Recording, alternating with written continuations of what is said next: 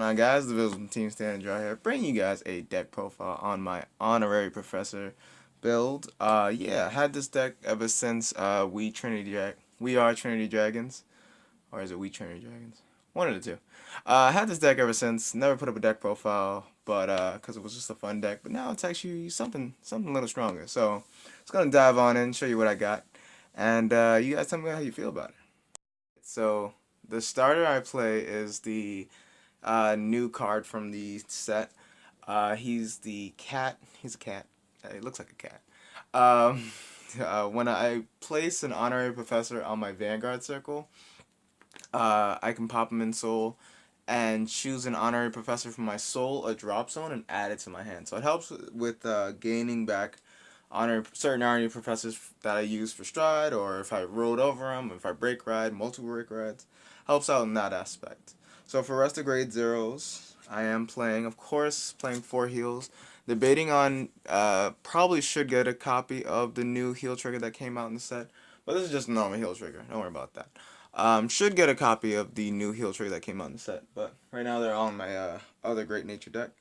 Uh, for crits, actually, a lot of these triggers don't have abilities on them, but playing 6 crit. The crit helps with the pressure aspect of the deck, and then for the last of the grade zeros, I'm playing 6 draw. So Castanet Donkey, really clutch card to have in his deck because it goes in the soul for 3k, helps hit numbers a little bit. And then, of course, 3 of another draw trigger. So the draw triggers, even though it's not really wise to play draw triggers in a great nature deck in general, you kind of need it to search for your pieces. So until said otherwise, I'm going to be playing with 6 draw. So ones we're going to go from the new to the old. Playing this new Perfect Guard, a lot of people are saying play Shell Master, but I enjoy this Perfect Guard. So, uh, first and foremost, it Perfect Guards for an Honorary Professor, so it can't protect your rear guards, but you couldn't protect the rear guards in uh, with Shell Master anyway, so there's that. The other thing is when he's retired from Guardian Circle, I can choose any number of cards in my soul with Honorary Professor in his card name and add them to my hand. So in a sense, it helps me regain cards in hand. Now, granted, grade threes do not have shield, but it helps me gain back combo pieces. Like if I broke road and used the break ride, and I did that turn, but I didn't win. I can use the perfect guard, gain it back to hand, reset up the whole combo again. So there's that aspect of it. Um, then for this other grade one, I'm playing 3 of this other cat. A lot of cats in this deck. Um, his ability is, or her ability, his or her ability. Rest this unit. If I have a Vanguard with Honorary Professor, I can choose one of my other units, give that unit 4,000 power, and at the end of the turn, countercharge a card and retire that card. So really good, helps with the countercharging aspect. Plus it doesn't get killed off like other cards, but just really good. Um, Now for the old cards that I'm still playing in this deck, I'm still playing Reader Pig. Reader Pig, when it's placed on Rearguard Circle, and I have an Honorary Professor during my turn, by the way. If it's placed on Rearguard Circle, I can have it get the ability to attack from the back row, and then at the end of the turn, I have to retire it. So helps with the multiple attacks, and just really good for Brew Tilda. It's a stride that calls units from your hand.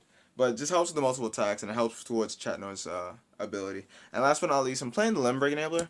Kind of clutch in a deck that plays the Break Ride, so you don't want to be at 4 damage when you're on the Chatnor Stride turn, and then you heal out of 4 and not be at Limb Break, because you need a Break Ride during that turn. So definitely good to have the Limb Break Enabler. 2, starting from new to old. This new cool cat, Tickle British or Trickle British. His ability is once per turn, if it's chosen by the effect of my Vanguard with Honor Professor in its card name, I can give it plus 4,000, and at the end of the turn, when it's retired from Rearguard Circle, when it goes to the drop zone, I could choose an Honorary Professor for my drop zone and add it to my hand. So I'm playing it at 4 because the power bonus just really adds up. The numbers add up as soon as I break ride, and technically that's choosing with a card ability. So it's really good. get hits numbers and it helps get back honorary professors from hand, to my hand, which is again why I'm not playing Stride Fighters. Continue with the theme of cats. Playing three of Tedder Panther or Treatise. It's a panther. Um, his ability is when this unit attacks, I can choose, and I have an honorary Professor Vanguard. Choose up to one unit in my choose one of my rear guards in the same row as this unit, and give that unit plus 4,000. And at the end of the turn, draw a card. So it's a mini Chatnor skill. So it helps again with the numbers and helps you to hit numbers and helps to increase the amount of power that units have, and helps with the draw as well.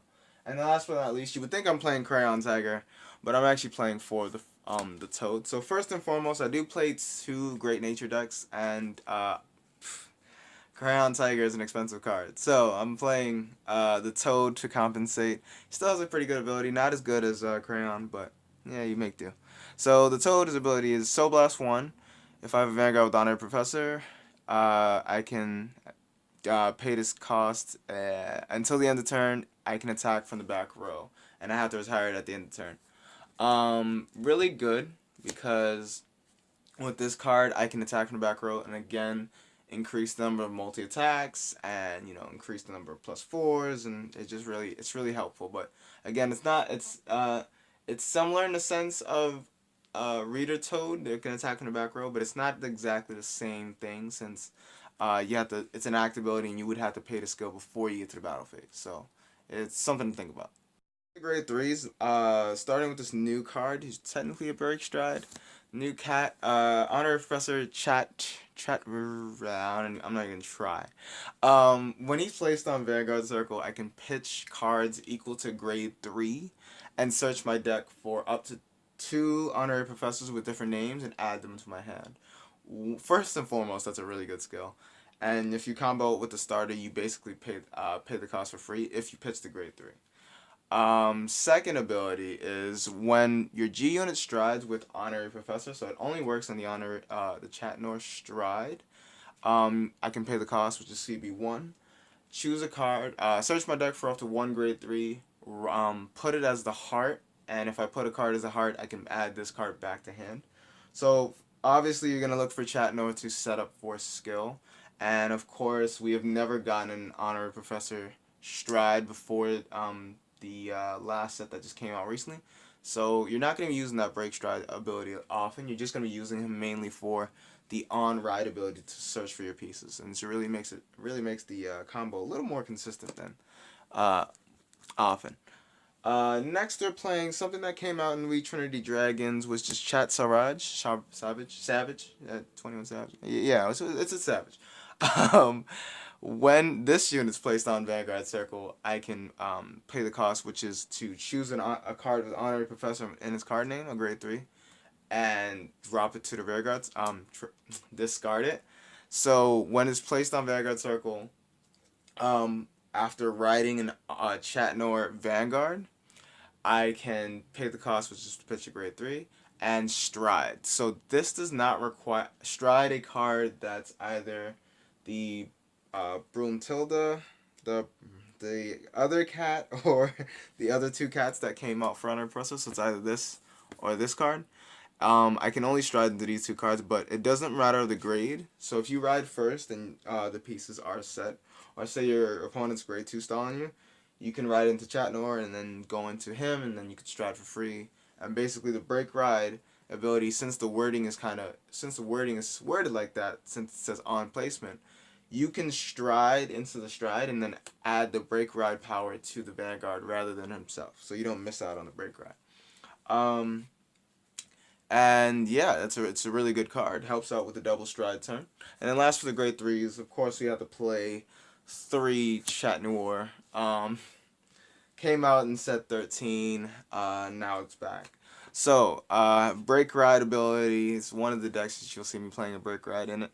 Um, when my Great Nature unit rides on top of this unit, it gets 10,000 power, and the auto ability, when my rear guard attacks a Vanguard, I can choose one of my units to give it plus 4, and at the end of the turn draw a card. So With the multiple attacks, it helps stack up the power. And then his next ability is, of course, if he attacks a Vanguard, he gets +2, and then he has Lord. So these are two things you got to keep in mind. Chat Noir just helps boost out the deck and helps out with the double striding combo. Strides, and just a little note about the strides. I am playing two Great Nature decks, so I am going to be. You will see a lot of overlay within the strides. But I'm playing two of the new Chat Noir stride. It's a really good card. But it's something that you don't have to play it for. So first I bought a playset because I thought that's a flipping stride, but clearly reading is a thing. So it's actually one of those strides that doesn't flip a copy of itself or doesn't flip anything. So GB2, CB1, choose 3 cards from your hand and discard them. At the end of battle that this unit attacked, I can pay the cost. If I do, I can choose one card with Honorary Professor. Or is it one grade 3? Oh, if I have a heart with Honorary Professor, I can choose one grade 3 and write it. One grade 3 with Honorary Professor. Write it as stand and choose all of my rear guards, and they get +4. And at the end of this turn, I have to retire them all. So, really devastating card, honestly. It's basically a mini next stage in a sense. Yeah, it basically is next stage without the flip, and really sets up for the break ride turn as well. So really good card, and then it helps for the double stride turn. Next, I'm playing 2 copies of the cat, the first cat. I think he's a cat. I believe he's a cat or he's a dragon. One of the two. Came out in Re Trinity Dragons. At first I was playing this at 4, but then I noticed I never go into it more than once. So his ability is CB1, choose a copy of himself, flip it up in G zone, and when this unit attacks, so it's kind of hindering the fact that you don't get a draw check before you do the skill, but it's whatever. Hopefully you have the hand this for it for the ability. So his ability is when it attacks, choose cards from your hand equal to face-up cards in G-Zone and call them to rearguard circle. And the units you called, they get they get +4 and the ability of at the end of battle, they retire and you draw a card. So really good, really good. Helps out with the hand power and also helps out towards the double stride combo. So I keep hinting at this throughout this deck profile. I'll probably show out a strategy in a little bit, but it's a card you're probably not going to go into more than once. Now, I will say that now. Last but not least, I'm playing Cat Plurg. It's another cat or dragon, whatever you want to consider it. Playing one of it because it's a stride you're never going to, but it helps out for the double stride combo. His ability is when my rear guard attacks CB1, I can choose one of my other units and give it +4, and at the end of the turn draw a card. So basically, it's a Chatnor Stride, but Stride version. So really good. And then we get on to the rest of the G zone, which is just a repeat. So playing 4 of Malamagmor. Just gotta play it. It's just the kind of one of those staple cards like Lambros or one of those staple cards. Playing 1 Fernigus, just there, just to be there. Kind of just helps out with the hand power if I'm running late in game or out of counterblast. Playing 2 of the new GR. If I my front row gets +4 for each face-up card in G zone. And if I hit, draw a card and retire the rear guard circles. Retire the rear guards in the front row. 1 Afunk. Of course, we are desperately near Overlords, so gotta play 1 of. And then of course you gotta play GB8. So GB8 is GB8. Not a lot of changes between both decks, but I am not playing Big Belly in this deck, the Big Belly Stride. So for G guards, I'm playing 1 of the first G guard for Great Nature. Choose one of my units. It gets the new skill, and if I chose a unit, it gets +5. So at the end of turn, retire that rear guard, and I can counter charge. This deck doesn't really have a lot of counterblasting issues, but if it does, the G guard helps. Playing 1 Armadillo, +3 open rear guard circles, +10 to the shield.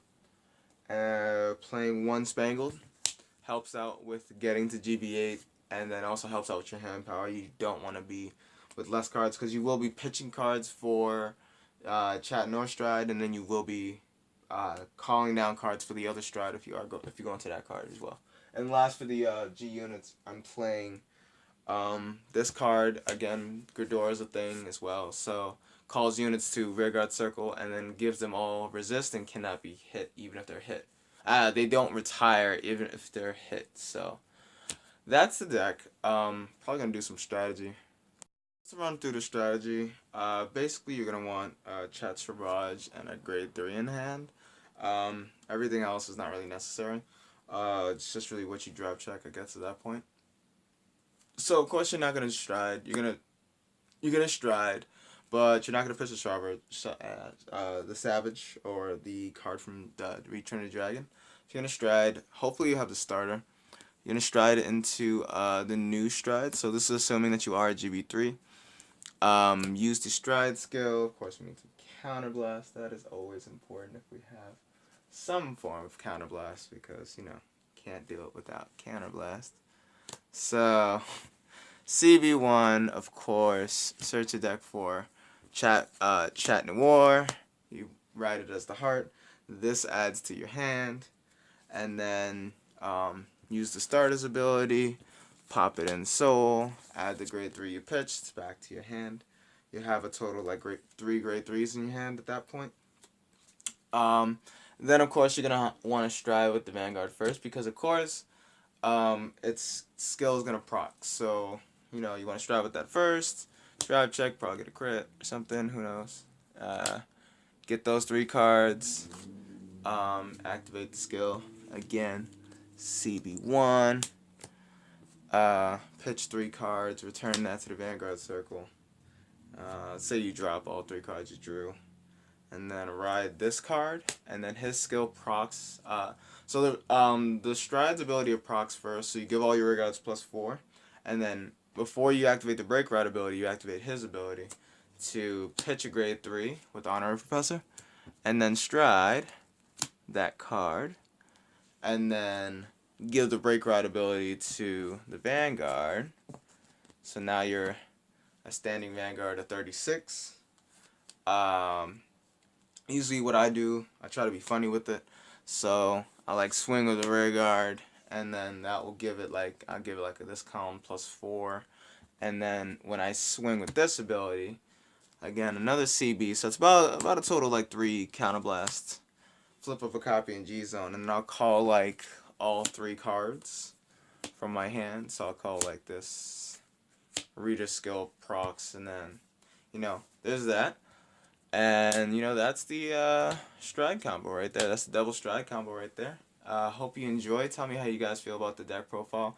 It's not a tournament winning deck. I'm pretty sure there probably could be better cards I can play. Let me know in the comment section below. And I'll see you guys in the next one.